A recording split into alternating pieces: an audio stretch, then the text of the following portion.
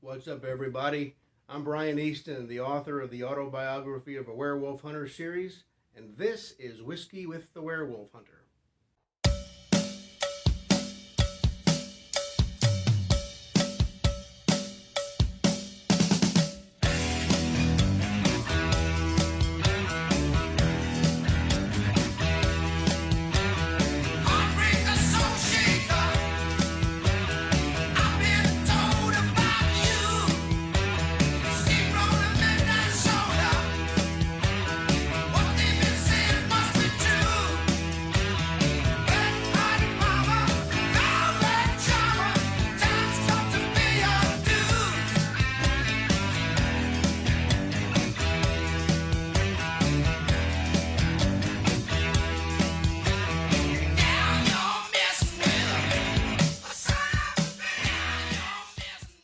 Welcome to the Werewolf Bar on this August evening during what, around here anyway, has been one canicular summer. I like that word, canicular. If you haven't heard it before, it means in Latin dies caniculus, which is like something like puppy days or something. But basically what it is, you've heard of the dog days of summer, the dog days of August, and that's where that comes from. Something associated with ancient times and the rising of the dog star Sirius. And according to the venerated publication, the Farmer's Almanac, the dog days of summer here in the U.S. anyway, officially run from July 3rd to August 11th. Although other sources say you can run into September. In any event, I hope you're keeping cool, and I'm glad you could join us for a drink this evening. And a drink that is making an encore appearance as our creature of the night, Von Payne Black blended whiskey. Now, we featured this a couple of months ago, and as the names say, it is a blend of different whiskeys. And this might blend colorings or flavorings, or even mix some of the higher end stuff with some of your bottom shelf whiskeys just to keep the costs down. Anyway, I thought this monster with its gargoyle spout deserved another run. So we're going to toast to your health again tonight. I just love the way that the gargoyle just kind of spits out the whiskey through the spout. Cheers. So again, the black currant, which flavors this whiskey, gives it a rich, brandy-like flavor, which is unusual for a whiskey to taste like, but I guess it does suit its unique bottling. And thanks to Amanda Rogers for suggesting that we try this stuff again. Now, if you have a whiskey that you think we need to try on the show, just let me know in the comments down below, and we'll look into it. Speaking of Amanda, here she is now asking the tough questions with Amanda Asks.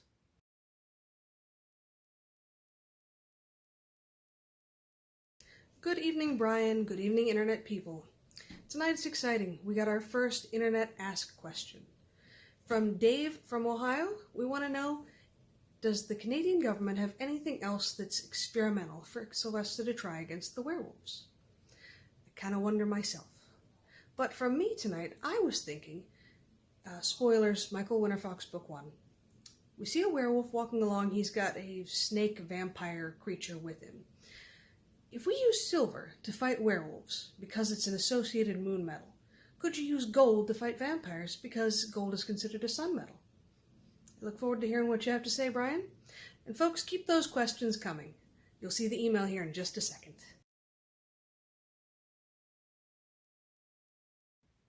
Thanks, Amanda.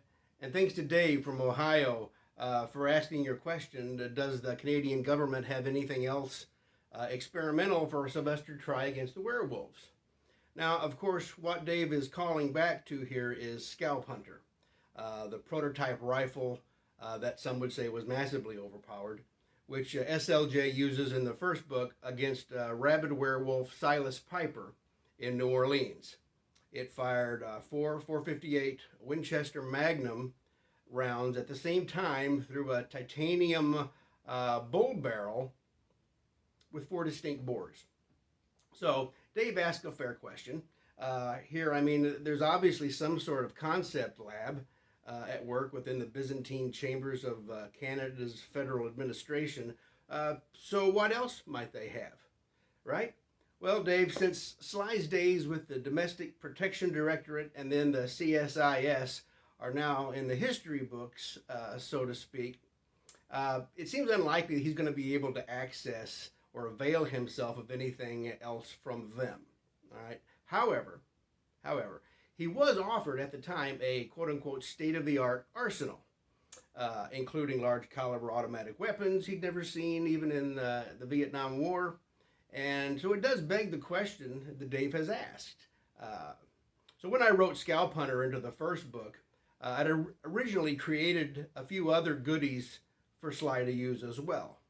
What kind of goodies? How about some silver fragmentation grenades or an aerosol bomb that dispenses silver chloride? I also considered introducing silver hollow points carrying payloads of silver nitrate inside of them. Imagine those things fired from a fully automatic rifle. In the end, though, I thought better of it, and I figured Sly would rather rely on the weapons that he knows best. And besides that, I didn't want to make it, too easy for the guy or anything. We used Scalp Hunter because it definitely served a specific purpose, to eliminate Silas Piper from a safe distance. Though I had originally thought to use Scalp Hunter against the Darkest Wolven in Siberia. Now, with all that said, who knows where some of these toys ended up?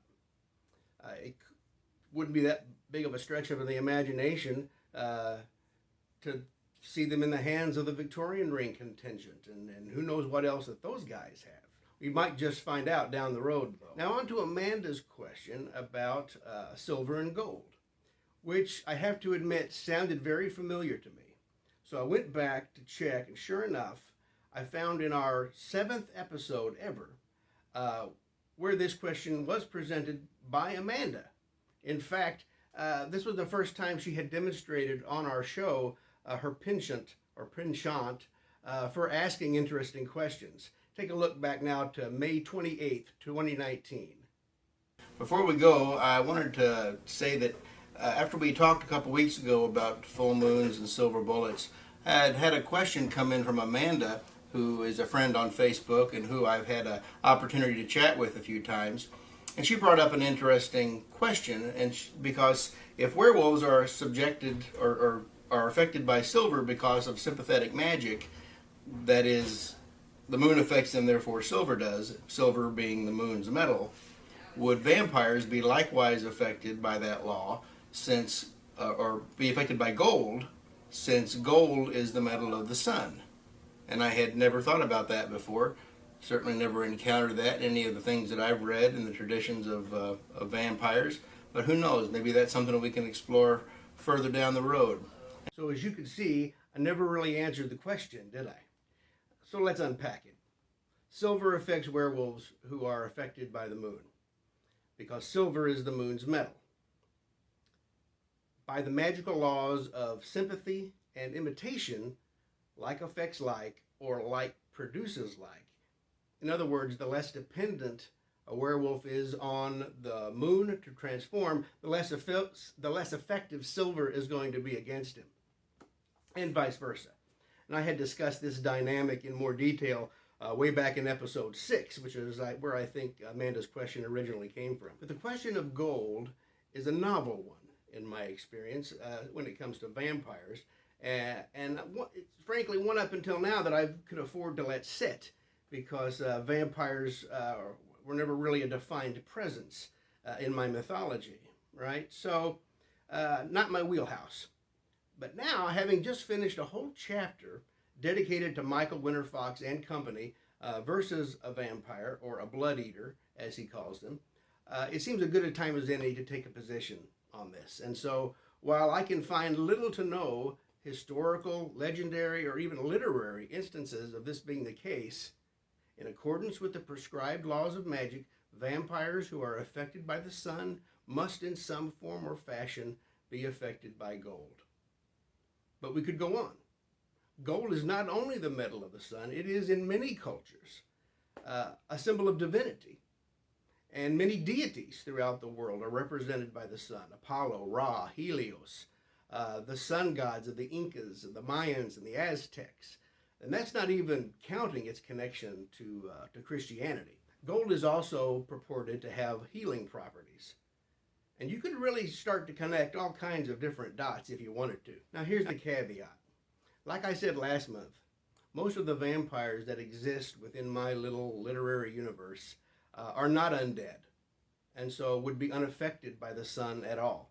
On which point, I largely default to Dracula, who could move around by the day in daytime just fine. So take that for what it's worth. Thank you, Amanda, for bringing this question back around to me. Well, we've been very pleased to bring you Dr. T. Broussard's Doc Talk Shop for the past several months. He's been educating us on the various shape-shifting cultures and paradigms of history and around the world. He's back with us tonight to discuss shape-shifting a little closer to home, that is, a little closer to the novels, in what will likely be our final segment on shape-changing. Here's the doctor.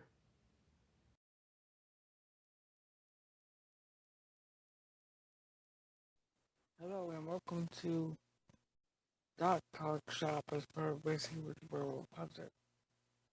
Tonight, we shift gears, no pun intended, from the types of shapeshifters around the world to a very important practice among woven shapeshifters of the European variety. In modern times, especially in fiction, you think of lycanthropes as suffering a disease or perhaps being part of a race. But as Brian Books very elegantly show, lycanthropy often begins as a result of a magical ritual, a pact, if you will, with some spirit or other, such as the one Peter Stube made with the entity known to most as the Lord of the Forest in both Germany and France. Now, in France in particular, we often find that the rituals to become a werewolf or to change shape in any way are often accompanied with other kinds of spells. These spells are known as hexes. Hexes are generally thought of as curses on other people, things like that, but they really refer to spells in general. The kinds of hexes found connected to signs and seals are often protections. But as Brian shows in his works, hexes also include things like cursing objects, cursing people, crops, things like that. In terms of lycanthropy, a very important hex or spell is that of making it difficult or impossible for anyone to track the werewolf, because after going to all the trouble of becoming a werewolf and transforming, you don't want to get caught. A hunter does not want to become the hunted. In many rituals to become a werewolf, the transformative ritual is often accompanied with a protection spell. I am aware of one spell in particular in which one of the tests for becoming a werewolf and keeping the power is retaining enough speech so that one can speak the words of a second spell that will give one a kind of invisibility, so that again one will not be hunted. Now, without realizing it, perhaps Brian shows that his more magically inclined werewolves, they use hexes very effectively. They bind up guns and so forth. They turn luck to their favor. And Brian very artfully avoids saying anything about their processes. This is because those types of hexes, fortune involving hexes, would involve a lot of very grisly sacrifices and so forth, which would actually account for a lot of the more murderous activity used by the lineage, especially a family like the Gagnons. Now, you may not be aware that the Gagnon family, along with the Roussel family, Broussard family, and two others, are known families associated with black magic, lycanthropy, and other things in the history of the southwest of France. So Ryan shows his name as well for his books. And in the case of Brigandion, one often finds reference to black masses and the rituals. So hexes would be part of the course. Of the hexes, Ryan illustrates in his books, the binding of weapons is an important one for the werewolf because he wants his weapons, his natural weapons, his fangs, his claws, to be the supreme weapon. And so taking away the power of weapons is a way of adding his own power. He wants to be the predator and the man to be the sheep. And the sheep don't have any weapons of their own. So that makes sense. Now,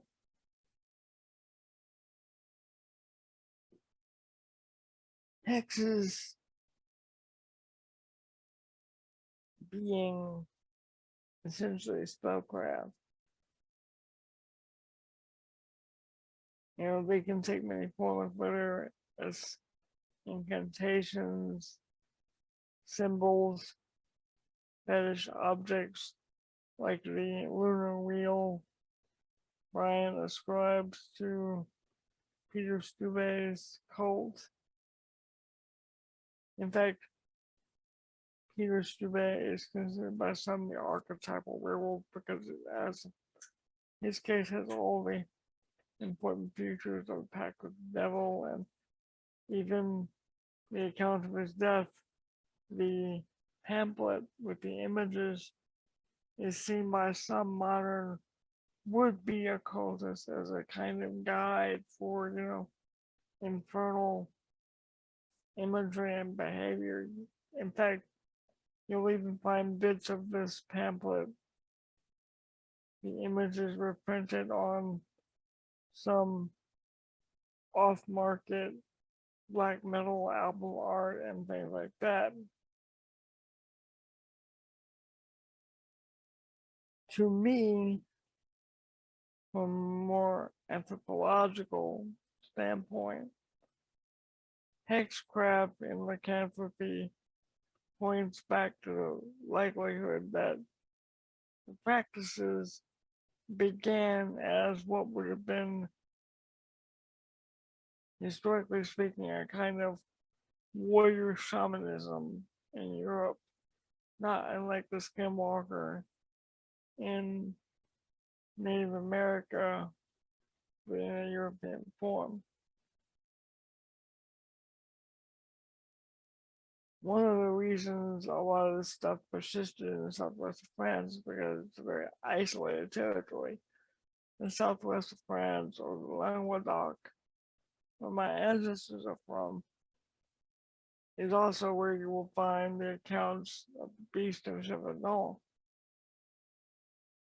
So these are isolated areas where old beliefs, paganism, if you will, persisted well into the 19th century, and folk traditions, I know for a fact, continue to this day. So, in my head canon, if you will, I see Brian's hex-oriented wolves as being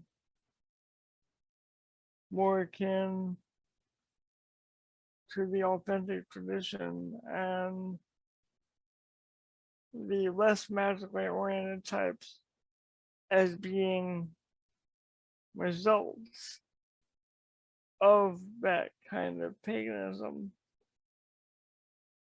rather than being pure form. They are the result. They are, the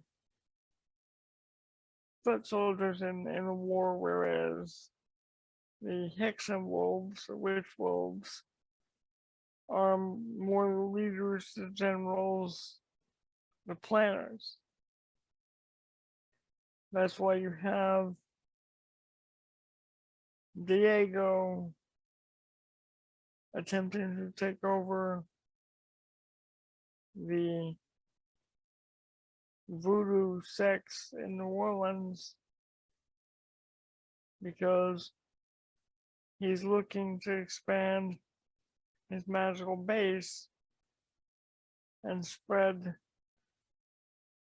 his power that way, build on it and spread his position. Now, voodoo actually has a very long history of lycanthropic magic, entire subgenres of sects devoted to Malipguru or Baluguru. In fact, several of my books deal with this. It's called Lugaria. And it is a tradition within the magic of Louisiana that deals very much with lycanthropy and its association with witchcraft. In fact, in France, you've had more werewolf trials than you do witch trials, because in that part of the world, the witchcraft of choice, if you will, was werewolfery, was seen as a magical art. And unlike other parts of the world, other parts of Europe, in fact, werewolfery is predominantly a male-oriented kind of witchcraft. So the hexes would involve things like skulls, bones, body parts, things that a hunter would employ, versus some of the more abstract things that you will find in feminine-based hexes, where you find more astrology involved, you find more naturalistic things, earth, rocks, air, that kind of thing. Not to say that either is more powerful than the other, just it tends to bear out that way. It is important to realize that the people that used this stuff in the past were doing it to achieve an end. This was not a form of entertainment or a kind of role play. This was serious ritual. This was as important to them as the rituals of mass during the persecution of the Church of Rome by Protestants or vice versa. Because this stuff is life and death. To do these rituals, these werewolf or wannabe werewolves are risking their lives. So again, protection, invisibility, binding of enemies, all that stuff makes sense for the werewolf to want to do. Just like any other kind of hunter, they would want the edge in hunting. Because they want to be the best at what they do. Now,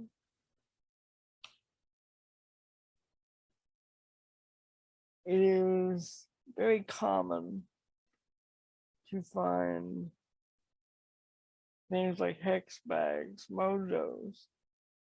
You have different things in the bag, particularly aromatic things or things like stones that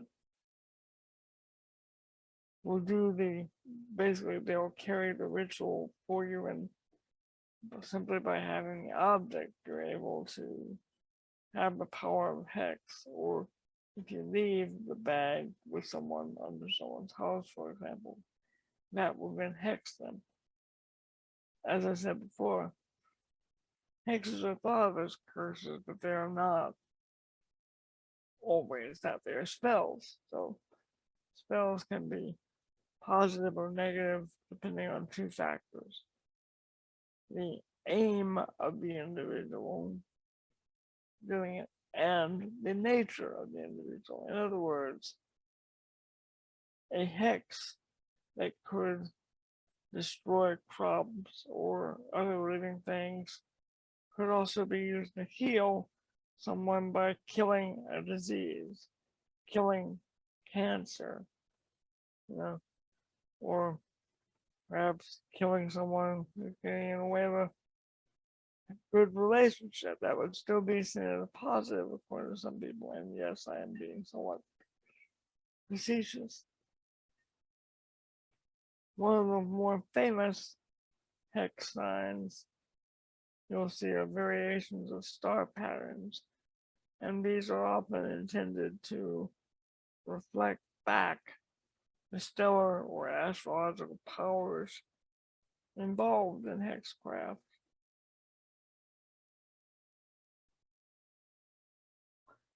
So it is not without meaning that Brian makes use of hexes,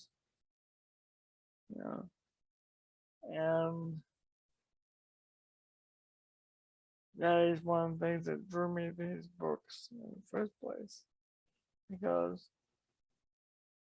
while making his werewolves very unique, they were also, in many respects, very true to the lore. And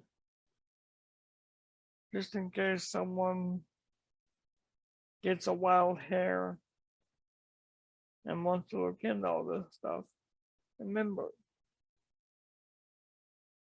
most of the old rituals of werewolfery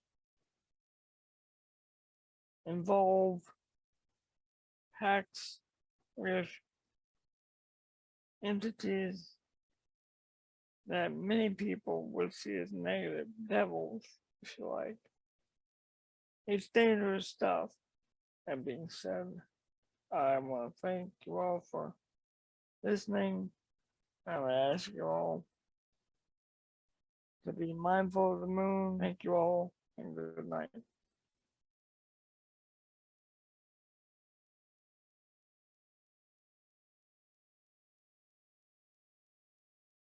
So, did you notice that he used the word werewolfery a couple of times, which is a better term for the kind of werewolves that we talk about here?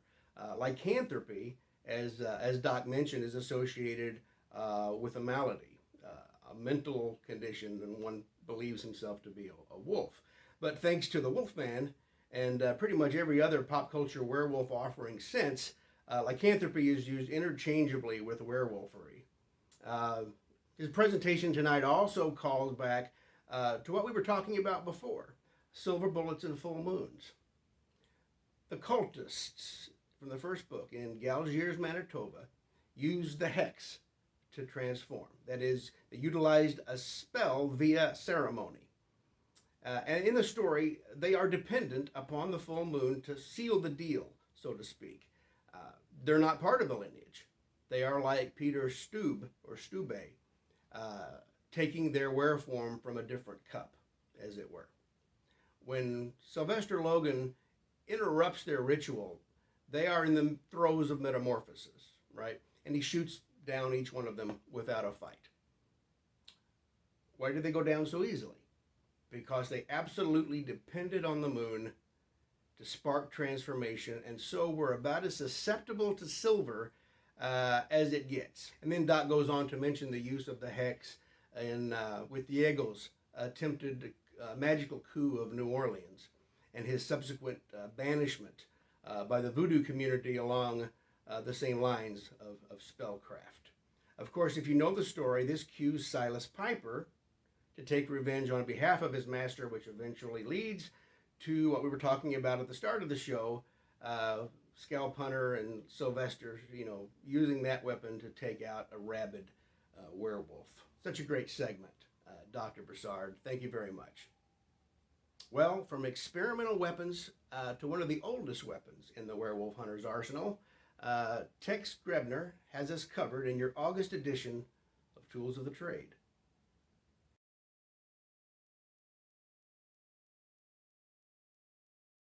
Welcome to Tools of the Trade. Now, in big history terms, metal artifacts, they don't last very long in cosmic time span.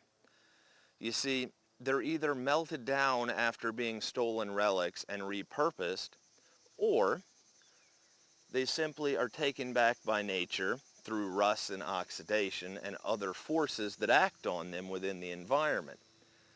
So working metal is way older than cultures actually get credit for, but there is no visual history. The same way that we lost in European and Asian history so many Stone Age points that were repurposed as musket flints throughout the gunpowder era. This is not meteoric iron. This is hammer forged iron that I got from Crazy Crow's Trading Post, but it is the closest approximation that I can get to the sacred lance head. In Winter Fox, we see Michael not only attach this as a tomahawk head, but you've already seen me throw a tomahawk for Tools of the Trade. We see him use it as a throwing knife, and obviously a lance is a thrusting weapon, but can also be thrown as a polearm. Now obviously the buffalo lance would have been used by the plains people from horseback, but horses are a new thing on this continent. Of course, then again, before the Spanish came, as Michael says, they didn't have much in the way of silver. They also didn't have much in the way of wolves. The spirits were their main weapon. And so since I don't have a horse to thrust from or throw from, that's why I thrust and throw from the ground. Now this is the closest approximation that I had before I got my Plains Indian buffalo lance. This is a willow leaf spearhead based on European design, but a long, skinny willow leaf projectile has been a good idea since the Solutrean and the Clovis points of the Upper Stone Age. While this is not meteoric iron, I hope you guys enjoyed watching this episode of Tools of the Trade.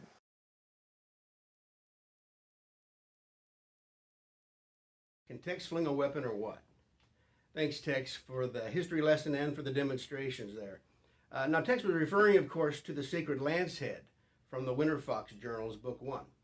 which is made from meteoric iron, or sky metal, as the tribe called it. And the story goes that it fell from heaven, accompanied by a song, like ages and ages ago, and that it was cold forged into a lance head that we first encounter as the point of an oxium, or spirit lance, to the Northern Cheyenne. And this had been passed down to Michael's mother, a medicine woman, from her forebears.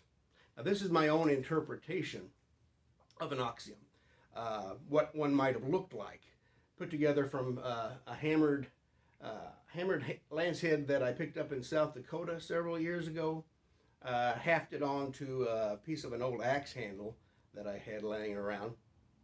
And I covered it with some black pelt here around the handle, and some beads and some tips of some pronghorn tips that I also got out in South Dakota. And so this one is different than the one which is broken the night Michael's mother and father die. It's described, the lance is described much differently than this one. This is just kind of an illustration. Now, since the spirit lances at one time were a prominent item among the Proto-Cheyenne, or the Tsitsistas people, and each one was unique, having been created through individual and specific instructions from the spirits to the shaman.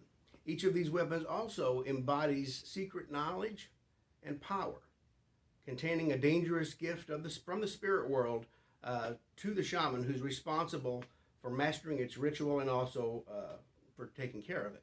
Okay, these were true to the life spirit weapons.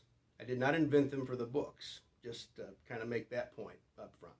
Now, the tradition was, when the shaman died, his spirit lance was either laid to rest with him, or it was deposited in a secret place, a hidden place, which would return it to the spirit world.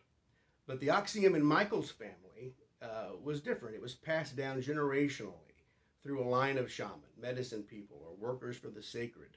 The reason being, in the case of their spirit lance, it was the lance head itself that contained the power, not the lance construction as a whole.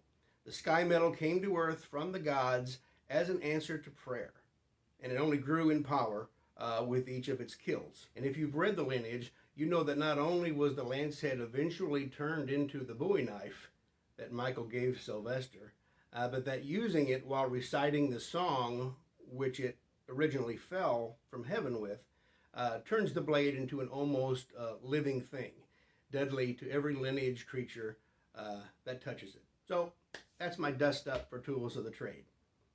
We'll see more of the sacred lance head in the Winter Fox Journals Book 2, of which I am now on the final pages of Chapter 8. I don't know if it'll see publication before Christmas or not, but by the end of the first quarter next year at the latest. Hey, thanks for being here with us tonight. Hope you like what we brought, and we welcome you back next time. Probably the best way to do that is to click the subscribe button down below. Visit me on the web at werewolfhunter.com, send me a message through my Facebook page, or email brian@werewolfhunter.com. Have a great rest of your summer, and until this time next month, happy hunting and mind the moon.